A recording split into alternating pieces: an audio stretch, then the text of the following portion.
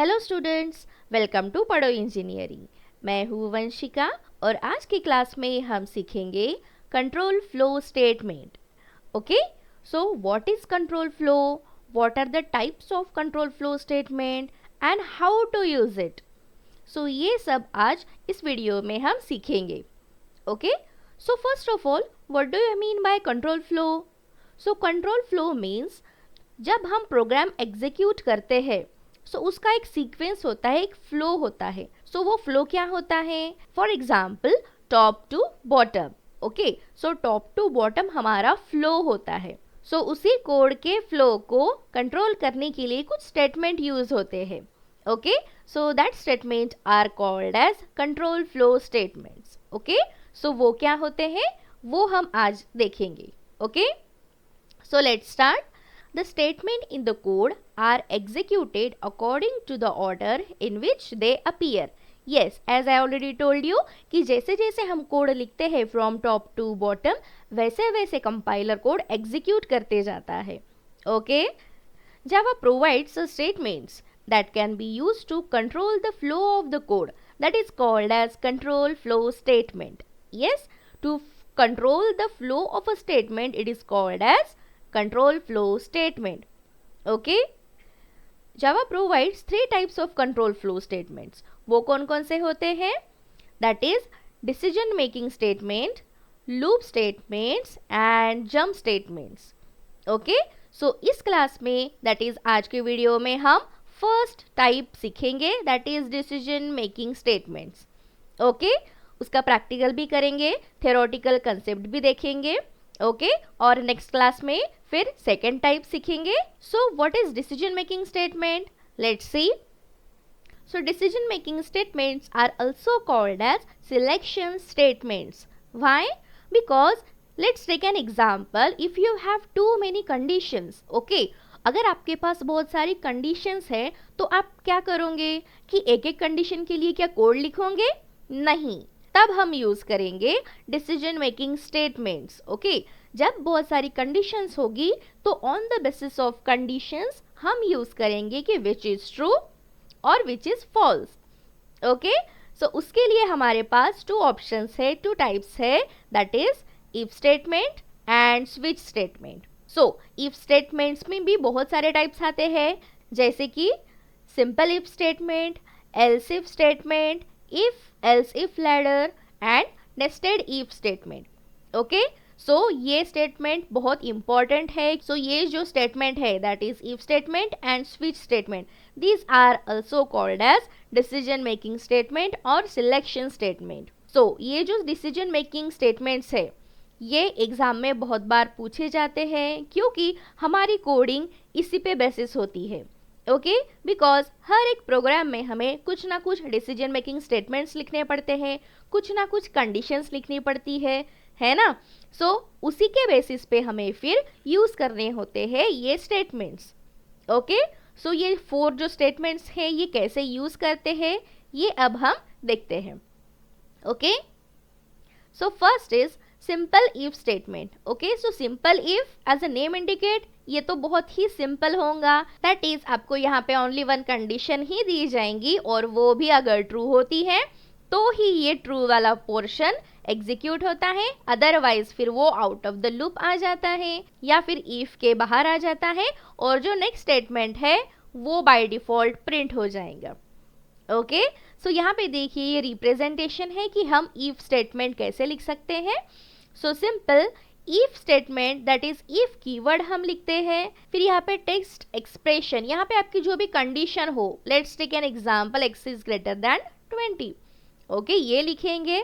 अगर ये condition true होती है तो फिर कंट्रोल यहाँ पे आ जाएगा, that is inside the if आ जाएगा और ये स्टेटमेंट फिर एग्जीक्यूट हो जाएगा। ओके, और उसके बाद फिर कंट्रोल यहाँ पे आएगा, दैट इज डिफॉल्ट स्टेटमेंट हम जो भी लिखेंगे वो, और फिर ये स्टेटमेंट एग्जीक्यूट हो जाएगा। ये जो बाहर का स्टेटमेंट होगा ये बाय डिफॉल्ट प्रिंट होगा ही होगा। अगर आपकी कंडीशन ट्रू होती है फिर भी वो स्टेटमेंट प्रिंट होगा, अगर आपकी कंडीशन फॉल्स होती है तो ये स्टेटमेंट तो नहीं प्रिंट होगा, है ना, बट ये जो डिफॉल्ट स्टेटमेंट है वो तो प्रिंट होगा ही होगा। ओके, सो यहाँ पे समझते हैं कुछ थ्योरी। द स्टेटमेंट ब्लॉक में बी सिंगल स्टेटमेंट और अ ग्रुप ऑफ स्टेटमेंट। सो यहाँ पे देखिए ये है स्टेटमेंट ब्लॉक, तो ये क्या हो सकता है, सिंपल एक स्टेटमेंट भी हो सकता है या फिर ग्रुप ऑफ स्टेटमेंट भी हो सकते हैं। Okay, next, if the test expression is true the statement block will be executed. yes, as I already told you, otherwise the statement block will be skipped and execution will jump to the statement x। अगर ये test expression true होता है, yes, if this test expression is true then statement block execute होगा। Okay, मैंने पहले ही बोला है कि अगर ये ट्रू होता है तो स्टेटमेंट ब्लॉक एग्जीक्यूट होता है एंड देन एग्जीक्यूट होने के बाद फिर ये स्टेटमेंट एग्जीक्यूट होगा बाय डिफॉल्ट। ओके, अगर ये condition that is if test expression ये फॉल्स है, ओके, यहाँ पे मैं लिख रही हूँ ये फॉल्स है, तो ये स्टेटमेंट एग्जीक्यूट नहीं होगा, डायरेक्टली कंट्रोल आएगा यहाँ पे। सो ये स्टेटमेंट फिर एग्जीक्यूट होगा। ओके, सो ये कैसे वर्क करता है वो हम प्रैक्टिकली परफॉर्म करते हैं। ओके, सो स्टार्ट करते हैं प्रैक्टिकल सिंपल इफ स्टेटमेंट का। ओके, सो देखिए मैंने यहाँ पे ऑलरेडी एक फाइल क्रिएट कर ली है और मेन फंक्शन भी हमने डिक्लेयर कर लिया है। ओके, अब सिंपली हम सिंपल इफ स्टेटमेंट के लिए कोडिंग लिखते हैं। ओके, एक वेरिएबल ले लेते हैं, int x is equal to 20। Okay, x की वैल्यू हमने 20 असाइन कर ली है। ओके, अब हम लिखते हैं if condition, so if x is greater than 10। Okay, so ये कंडीशन अगर ट्रू होती है तो फिर क्या प्रिंट करेंगे हम एस आउट में। Okay, the value is 20। अगर ट्रू कंडीशन होती है तो ये स्टेटमेंट प्रिंट होगा, द वैल्यू इज 20। अदरवाइज फिर एक स्टेटमेंट प्रिंट होगा। सो यहाँ पे हम सिंपली लिखते हैं एस आउट में इनवैलिड नंबर। ओके, सिंपली ऐसे लिखते हैं और सेव करते हैं। अब करते हैं रन। ओके, सो देखते हैं आउटपुट क्या आता है।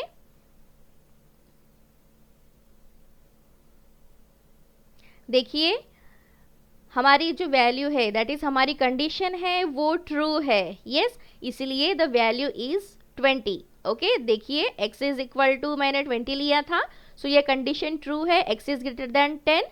सो यस, इसीलिए ये स्टेटमेंट प्रिंट हो गया है और बाय डिफॉल्ट ये जो नेक्स्ट स्टेटमेंट मैंने लिखा था ये प्रिंट हो गया है।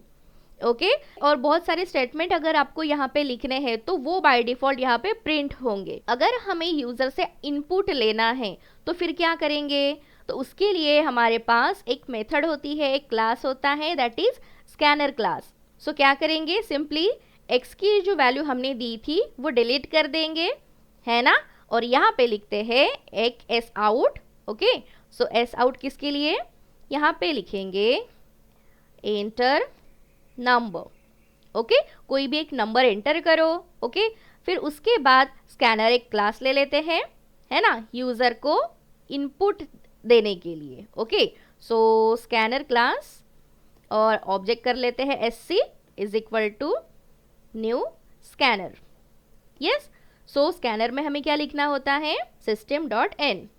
Yes, then x is equal to sc dot next int. Okay, so next int method ये क्या है कि जो भी हम यूजर से इनपुट लेते हैं, ओके, वो पास करती है, स्कैन करती है और ये जो वेरिएबल हमने असाइन किया है x इसमें स्टोर करती है। सो सिंपली हमने क्या किया है, देखो कि जो वेरिएबल था उसको कोई वैल्यू असाइन नहीं की है क्योंकि हमें यूजर से इनपुट लेना है। ओके, और फिर उसके बाद हमने एक स्टेटमेंट प्रिंट कर दिया है that is enter number, user number enter करेगा, उसके बाद स्कैनर क्लास की स्कैनर क्लास के थ्रू यूजर इनपुट एंटर करेगा। ओके, नेक्स्ट फिर x में वैल्यू स्टोर हो जाएंगी। अगर इफ कंडीशन ट्रू होती है तो ये स्टेटमेंट प्रिंट होगा, अदरवाइज फिर कंट्रोल बाय डिफॉल्ट ये स्टेटमेंट प्रिंट कर देगा।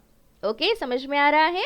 सो सिंपली सेव करते हैं और रन करते हैं। देखिए उसके पहले एक बताना था कि जैसे मैंने यहाँ पे स्कैनर क्लास टाइप किया है वैसे ही मेरा ऑटोमेटिकली इंपोर्ट क्लास हो गया है। सो VS कोड में ये फैसिलिटी होती है कि जब हम कोई भी स्कैनर क्लास या कोई भी न्यू क्लास हम एंटर करते हैं तो ऑटोमेटिकली वो पैकेज इंपोर्ट कर लेता है। ओके, सो यहाँ पे देखिए import java.util.scanner, that means scanner class यहाँ पे util पैकेज में import हो गए हैं। सो सिंपली अब हम रन करते हैं और देखते हैं आउटपुट। सो आउटपुट करेक्ट है हमारा, बिकॉज हमने कंडीशन दी थी कि x की जो वैल्यू है that is 30 is greater then 10, so obviously it's true है ना। Therefore ये प्रिंट हो गया है the value is 20 and by default ये स्टेटमेंट तो प्रिंट ही होगा। और एक बार रन करते हैं और फिर से हम आउटपुट देखते हैं। तो अब मैं प्रिंट कर रही हूँ 5, ओके, एंड एंटर। देखिए सो इनवैलिड नंबर, ओके, मीन्स ये जो इफ कंडीशन थी ये फॉल्स हो गई है, इसीलिए बाय डिफॉल्ट ये सेंटेंस प्रिंट हो गया है। Okay, it's easy. Okay, so ये था सिंपल इफ स्टेटमेंट के लिए प्रोग्राम। तो अब हम देखते हैं हमारा next type, okay, so that is if else statement. So ये तो काफ़ी फेमस है ना। फेमस मीन्स व्हाट, कि हम हमेशा इफ एल्स स्टेटमेंट ही ज़्यादा यूज़ करते हैं। ओके, मोस्ट पॉपुलर स्टेटमेंट हम बोल सकते हैं। ओके, सो देखते हैं द स्टेटमेंट ब्लॉक में बी सिंगल स्टेटमेंट और a group of statement. Yes, यहाँ पे देखिए ये जो स्टेटमेंट ब्लॉक होते हैं ये एक स्टेटमेंट भी हो सकता है या फिर मल्टीपल स्टेटमेंट भी हो सकते हैं। Okay, if a test expression is true the true statement block will be executed, otherwise the false statement block will be executed and the execution will jump to statement A. yes, यहाँ पे देखिए हम if else statement को ऐसे represent कर सकते हैं। Okay, so that is if, यहाँ पे कंडीशन लिखेंगे x is greater than 20। Okay, अगर ये ट्रू होती है, if it is true then only यहाँ पे कंट्रोल मूव होगा। अगर ये कंडीशन फॉल्स होती है तो डायरेक्टली एल्स पार्ट में चला जाएगा और फिर ये स्टेटमेंट एग्जीक्यूट होगा। Okay, and by default out of if आ जाएगा एंड ये स्टेटमेंट बाय डिफॉल्ट प्रिंट होगा। ओके, समझ में आ रहा है। If the condition is true then this statement will execute and the if condition is false this statement will execute and automatically it will come outside the if loop and this statement will print। so इसी को हम practical के साथ समझ लेते हैं। Okay, तो अब हम क्या करेंगे, ये scanner class as it is ही रहने देते हैं। ओके, बिकॉज हम यूजर से अभी इनपुट लेंगे। ओके, सो सिर्फ इफ और एल्स कंडीशन हम अभी क्रिएट करेंगे। ओके, तो देखिए यहाँ पे वेरिएबल एक डिक्लेयर कर दिया है x। ओके, और यूजर से इनपुट लेने के लिए एंटर नंबर, ये सिंपल एक स्टेटमेंट प्रिंट कर दिया है। ओके, फिर स्कैनर क्लास इनपुट लेने के लिए, ओके, और x में फिर वो वैल्यू स्टोर होंगी। ओके, नेक्स्ट इफ कंडीशन अब हम लिखते हैं कि x इज लेस देन 10 या फिर हम करते हैं 50। ओके, अगर x इज लेस देन 50 अगर होती है तो यहाँ पे हम प्रिंट करते हैं एक स्टेटमेंट। ओके, तो वो लिखते हैं this is if statement. Okay, so यहाँ पे एल्स की कंडीशन हमें लिखनी होगी। सो एल्स, अभी यहाँ पर भी हम एक एस आउट लिखते हैं। सो इसमें हम लिखेंगे कि this is else statement. Okay, so देखिए यहाँ पे आपको ये करली ब्रेसेस इफ के साथ ही दिख रहा होगा। ओके, आप बोलोगे कि मैम अगर ये करली ब्रैकेट को या फिर करली ब्रेस को अगर हमने नीचे लिख लिया तो क्या एरर आएंगी? सो नहीं। ओके, सो कोई प्रॉब्लम नहीं होता है, आप ऐसे लिखो या फिर ऐसे लिखो। बट आप अगर कुछ ऐसे रिप्रेजेंट करते हो तो ये अच्छी बात होती है कि आप अच्छे कोडर हो। यस, बिकॉज ये जो रिप्रेजेंटेशन है ये खुद जावा ने ऑलरेडी इनबिल्ड कर दिया है, इसीलिए फिर ऑटोमेटिकली ये ऐसे ही आ जाता है। सो इसीलिए हम ट्राई करें कि जो रिप्रेजेंटेशन यहाँ पे शो हुआ है वो हम फॉलो करें। ओके, सो यहाँ पे देखो SC यहाँ पे कुछ शो कर रहा है, दैट इज येलो लाइन नीचे आ रही है। दैट मीन्स व्हाट, यहाँ पे हम देखते हैं, क्लिक करते हैं तो देखो यहाँ पे लिखा है कि SC is never close. Okay, so that means this is not an error. तो हमें क्या करना है कि SC ये जो स्कैनर क्लास का ऑब्जेक्ट हमने क्रिएट किया है उसे क्लोज करना है। सो यहाँ पे ओके, दैट इज इफ के बाहर हम क्या करेंगे, इसे क्लोज कर देते हैं। सो इसके लिए सिंपली क्या लिखेंगे, SC डॉट क्लोज। यस, ये एक मेथड होती है। सो वो येलो लाइन क्यों शो हो रही थी, बिकॉज जब हम स्कैनर क्लास लिखते हैं तो ये ओपन हो जाता है एग्जीक्यूट होने के लिए। ओके, सो इसे फिर क्लोज करना पड़ता है। ओके, सो उसके लिए हम यहाँ पे लिखते हैं SC dot close. Okay, so इसीलिए वो येलो लाइन शो हो रही थी। ओके, सो अगर हम विदाउट क्लोज भी अगर एग्जीक्यूट करते तो वो हो जाता हमारा प्रोग्राम एग्जीक्यूट। तो देखिए अब यहाँ पे हमने क्लोज कर लिया है, अब हम करते हैं रन। ओके, सो देखिए यहाँ पे एंटर नंबर, मैं यहाँ पे 30 टाइप कर रही हूँ। ओके, सो देखिए this is if statement and invalid number. सो मैंने नंबर प्रिंट किया था 30। Okay, so obviously 30 is less than 50। Yes, सही है, तो ये स्टेटमेंट प्रिंट हुआ है। देखो this is if statement. Okay, और फिर डायरेक्टली कंट्रोल यहाँ पे आ गया है एंड इनवैलिड नंबर, ये ऑटोमेटिकली स्टेटमेंट प्रिंट हो चुका है। Okay, it's easy. ओके, फिर से एक बार हम रन करते हैं और अब टाइप करते हैं यहाँ पे 60। ओके, सो देखिए this is else statement. Okay, so ये कंडीशन फॉल्स हो गई है कि 60 is less than 50, obviously not, है ना, ये फॉल्स है, इसीलिए फिर एल्स वाली कंडीशन, एल्स वाला स्टेटमेंट प्रिंट हो गया है and by default invalid number ये प्रिंट हो गया है। ओके, समझ में आ रहा है? सो इट्स वेरी इजी, बहुत ही इजी कॉन्सेप्ट है इफ एल्स स्टेटमेंट का। ओके, तो अब हम देखते हैं next statement. So if else if ladder. So देखिए यहाँ पे ये हम ऐसे रिप्रेजेंट कर सकते हैं। सो first is if, so simply हम इफ लिखेंगे। ओके, और कंडीशन नंबर 1। सो ये क्यों यूज होता है इफ एल्स इफ लैडर, कि अगर हमारे पास बहुत सारी कंडीशंस है उसमें से हमें कोई सिलेक्ट करनी है तब हम यूज करते हैं if else if ladder. If else हम क्यों यूज करते थे? अगर हमारे पास ओनली 2 कंडीशन है तब हम इफ एल्स यूज करते थे, है ना। बट अगर हमारे पास एक से ज्यादा कंडीशन है तब उस केस में हम यूज करेंगे इफ एल्स इफ। ओके, समझ में आ रहा है? सो देखिए यहाँ पे हमारी फर्स्ट कंडीशन हम लिखेंगे। अगर हमारी ये कंडीशन ट्रू होती है तो फिर कंट्रोल उसके अंदर जाएगा और ये कंडीशन, ये स्टेटमेंट प्रिंट होगा। ओके, अगर ये कंडीशन फॉल्स होती है, ये कंडीशन फॉल्स होती है, देन एल्स इफ पे जाएगा कंट्रोल। ओके, और कंडीशन ट्रू को चेक करेगा। अगर ये ट्रू होती है तो फिर ये स्टेटमेंट प्रिंट होगा। ओके, अगर ये दोनों भी कंडीशन फॉल्स होती है तो थर्ड कंडीशन चेक करेगा। ओके, एंड फिर ये स्टेटमेंट एग्जीक्यूट करेगा if it is true. Okay, अगर तीनों भी कंडीशन ट्रू नहीं है, दैट इज फॉल्स है, तो फिर वो एल्स पार्ट में आएगा एंड ये एल्स की कंडीशन, एल्स स्टेटमेंट यहाँ पे एग्जीक्यूट होगा। समझ में आ रहा है? ओके, एंड बाय डिफॉल्ट ये स्टेटमेंट तो प्रिंट होगा ही होगा। अगर एक इफ कंडीशन ट्रू होती है तो ये स्टेटमेंट प्रिंट होता है। ओके, और फिर कंट्रोल बाहर आ जाएगा और जो जनरल स्टेटमेंट है वो एग्जीक्यूट होगा, वो प्रिंट होगा। ओके, अगर ये कंडीशन सेटिस्फाई नहीं होती है तब वो फिर एल्स इफ ये कंडीशन में आएगा और ये स्टेटमेंट एग्जीक्यूट होगा। ओके, और ऑटोमेटिकली ये स्टेटमेंट एग्जीक्यूट हो जाएगा। ओके, और अगर ये दोनों भी कंडीशन सेटिस्फाई नहीं होती है तो वो फिर से एल्स इफ में आएगा। ओके, और ऑटोमेटिकली ये स्टेटमेंट एग्जीक्यूट हो जाएगा। अगर ये तीनों भी एग्जीक्यूट नहीं होती है, दैट इज कंडीशन ट्रू नहीं होती है, तो फिर वो एल्स पार्ट में आएगा और फिर ये स्टेटमेंट एग्जीक्यूट होगा। ओके, समझ में आ रहा है? So this is called as if else if ladder. Means what, कि एक के अंदर एक एल्स इफ कंडीशन होती है और वो हम चेक कर सकते हैं। ओके, सो वो हम कैसे करेंगे? सो बाय यूजिंग प्रोग्राम अब हम चेक करते हैं। तो इसी प्रोग्राम में हम अभी चेंजेस करेंगे। यहाँ पे हमने एक वेरिएबल ले लिया है x। ओके, और s आउट में हम यहाँ पे लिखते हैं अभी enter a number between 1 to 3।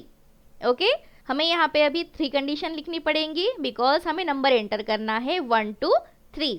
अगर यूजर नंबर 1 प्रिंट करता है तो ये फर्स्ट कंडीशन सेटिस्फाई होंगी। ओके, सो देखिए इसलिए मैंने क्या लिखा है, x इज इक्वल टू 1। हम यहाँ पे क्या प्रिंट करेंगे? Simply the value is 1।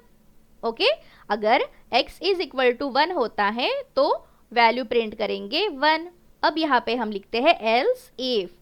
Okay, so if condition में क्या लिखेंगे? If x is equal to 2, तब यहाँ पे क्या प्रिंट होगा?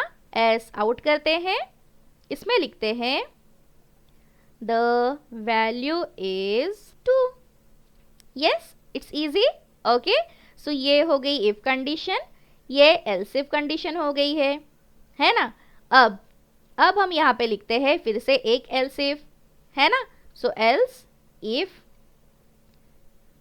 यहाँ पे क्या कंडीशन लिखेंगे, if x is equal to 3। Okay, so फिर यहाँ पे प्रिंट होगा एस out, okay, the value is 3।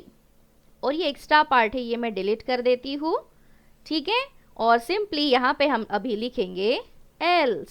So else में हम क्या प्रिंट करेंगे, invalid input, okay, invalid input. और ये जो सेंटेंस है ना, इसे हम कर देते हैं डिलीट, और यहाँ पे लिखते हैं कि एंटर करेक्ट इनपुट और नंबर। सो सेव करते हैं एंड रन करते हैं, देखते हैं आउटपुट क्या आता है। सो मैं यहाँ पे टाइप कर रही हूँ 2, ओके। सो देखिए output, the value is 2, enter correct number, obviously. सो ये जो बाय डिफॉल्ट स्टेटमेंट था, ये हमारा था एंटर करेक्ट नंबर। सो कोई भी आप कंडीशन एग्जीक्यूट कर लो, ये स्टेटमेंट तो बाय डिफॉल्ट प्रिंट ही होगा। सो ये कंडीशन हमारी ट्रू थी, सेकेंड, ओके। सो यहाँ पे प्रिंट कर दिया है the value is true, okay. अब और एक बार रन करते हैं, ओके। अब मैं टाइप कर रही हूँ 4, देखिए invalid output, enter correct number, okay. So ये एल्स पार्ट है, वो एग्जीक्यूट हो गया है, उसके बाद ये ऑटोमेटिकली स्टेटमेंट, ओके, समझ में आ रहा है। सो ये था इफ एल्स इफ लैडर के बारे में, ओके। अब हम देखते हैं next statement, that is the last statement, nested if statement. When the series of decisions are involved, we may have to use more than one if else statement in nested form. So बहुत सारी conditions अगर हमें पास करनी है, तब हम use करेंगे nested if statement.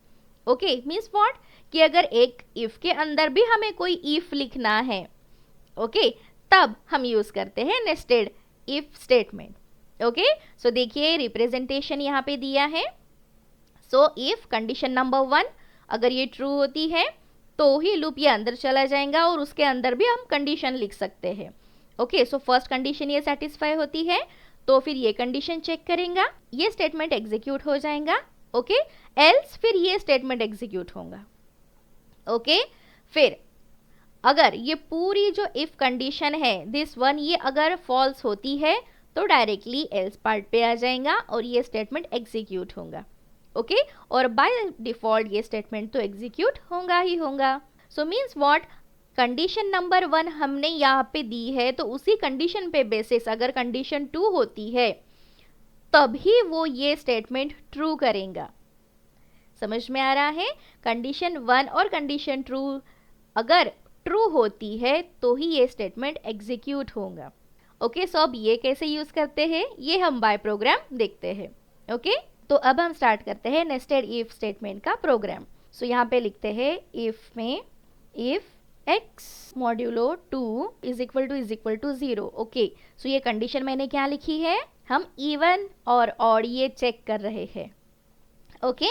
सो अगर ये कंडीशन ट्रू होती है तो क्या लिखेंगे हम यहाँ पे, S out the number is even, yes. तो अब इसी में ही हम और एक इफ कंडीशन लिखेंगे, ओके। सो यहाँ पे देखिए if x modulo 6, okay. So divisibility bye 6 ये हमें चेक करना है, उसी में अगर नंबर इवन होता है और डिविजिबल बाय 6 होता है तो क्या आउटपुट आएगा, वो हमें यहाँ पे एग्जीक्यूट करना है, ओके।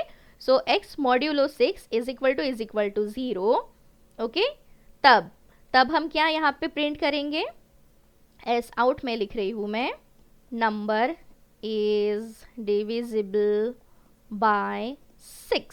सो ये हो गई नेस्टेड इफ कंडीशन। अभी हम क्या करेंगे, इस इफ का एल्स लिख लेते हैं, ओके। अगर x मॉड्यूलो 6 नहीं हुआ, x इज डिविजिबल बाय 6 नहीं हुआ, तो फिर क्या, यानी क्या, इस इफ का एल्स लिख लेंगे, ओके। सो यहाँ पे मैं लिख रही हूँ एल्स, ओके। सो एल्स में क्या लिखेंगे, सिंपली एस आउट लिख देते हैं, number is not divisible by 6, yes, it's easy.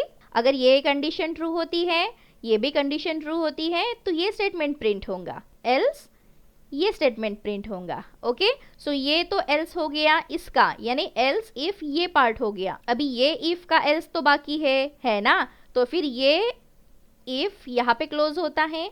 Okay, सो इसके बाद हम लिखते हैं एल्स।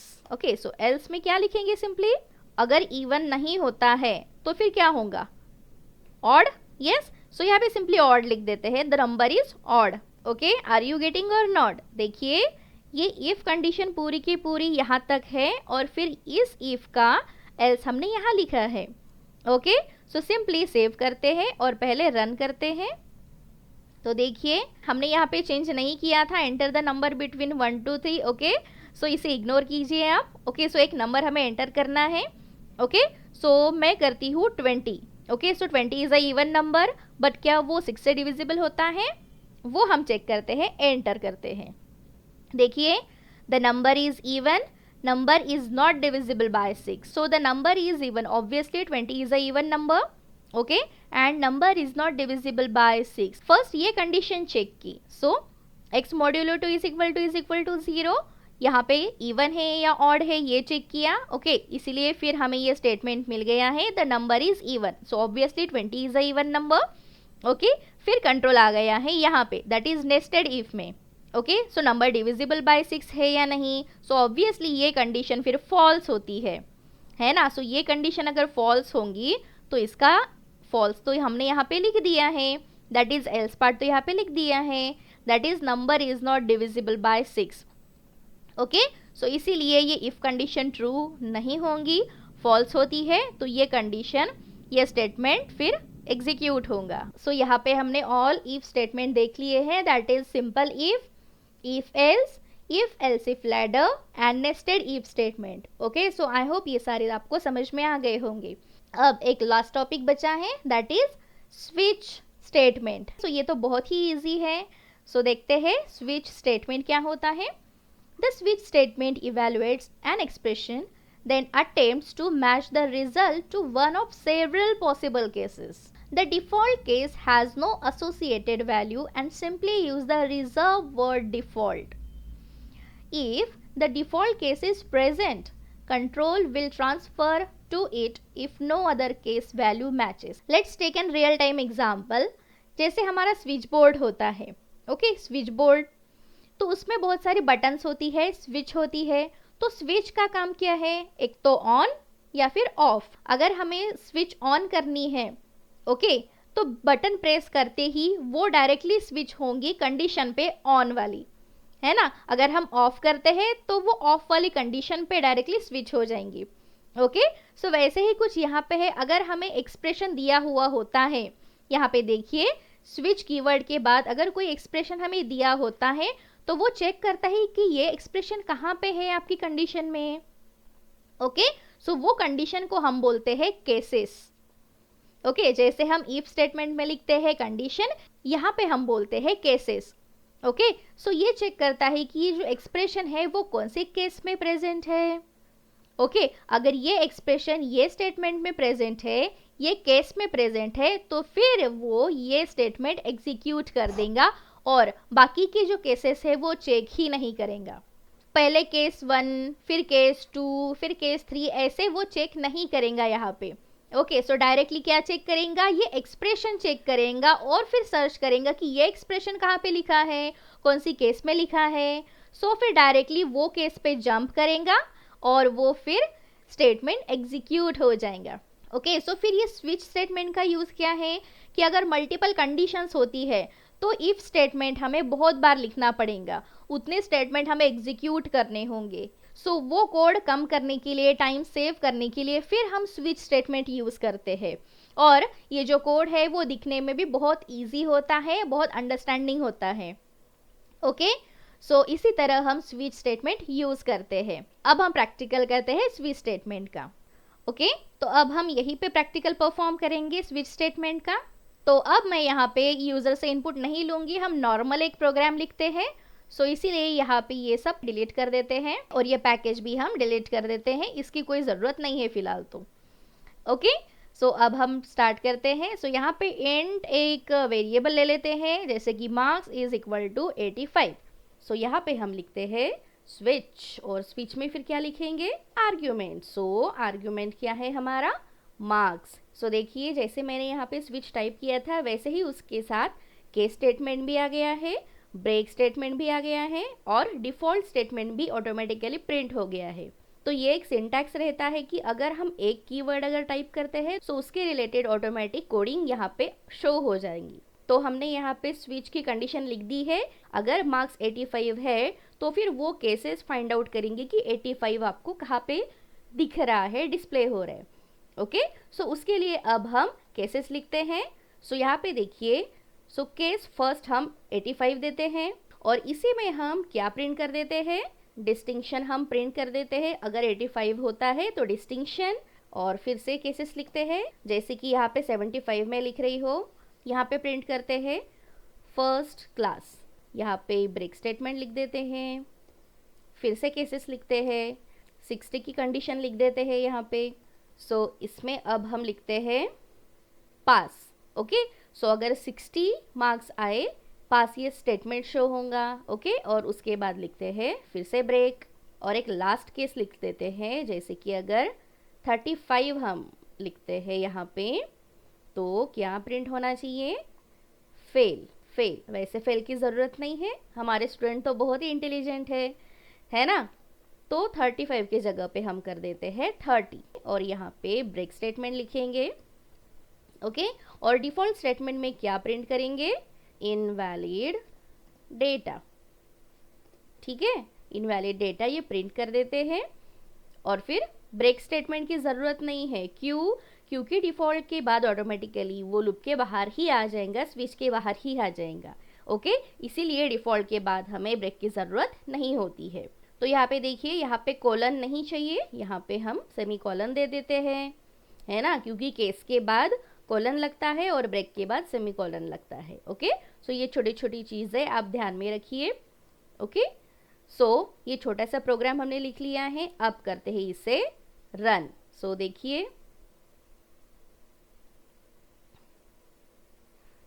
ओके, सो डिस्टिंक्शन आंसर आ गया है। क्यों, क्योंकि मार्क्स 85 थे, है ना। सो 85 की कंडीशन फिर कहाँ थी, दैट इज केस 85, ये हमारी कंडीशन थी। तो डायरेक्टली जो कंट्रोल था वो 85 पे आ गया है और प्रिंट हुआ है डिस्टिंक्शन। ओके, अगर हम स्विच में यहाँ पे 85 की जगह पे अगर लिखते हैं 60, ओके, सो मैं यहाँ पे 60 अपडेट कर रही हूँ। अब हम करते हैं रन। अब देखिए यहाँ पे कंडीशन क्या आ गई है, 60 की प्रिंट हो गई है, that is pass. Okay, so यहाँ पे देखिए केस 60 थी, पास। ओके, समझ में आ रहा है। ओके, फिर से अगर हम चाहे तो यहाँ पे चेंज कर सकते हैं। अगर मैंने 30 यहाँ पे लिख लिया है, सो अब हम रन करते हैं, फेल। ओके, सो देखिए डायरेक्टली जंप हुआ केस 30 पे और प्रिंट हो गया है फेल। सो इस तरह से आज हमने डिसीजन मेकिंग स्टेटमेंट्स सीख लिए हैं। ओके, सो डिसीजन मेकिंग स्टेटमेंट में 2 टाइप्स है। Okay, if statement and switch. So if statement के भी 4 टाइप्स हमने पढ़ लिए हैं और उसके प्रोग्राम भी अच्छे से कर लिए हैं। ओके, सो आई होप आपको सारे जो टाइप्स है वो समझ में आ गए होंगे। Okay, so if you have any query, feel free to ask me. Till then, take care, bye bye, happy learning, keep learning.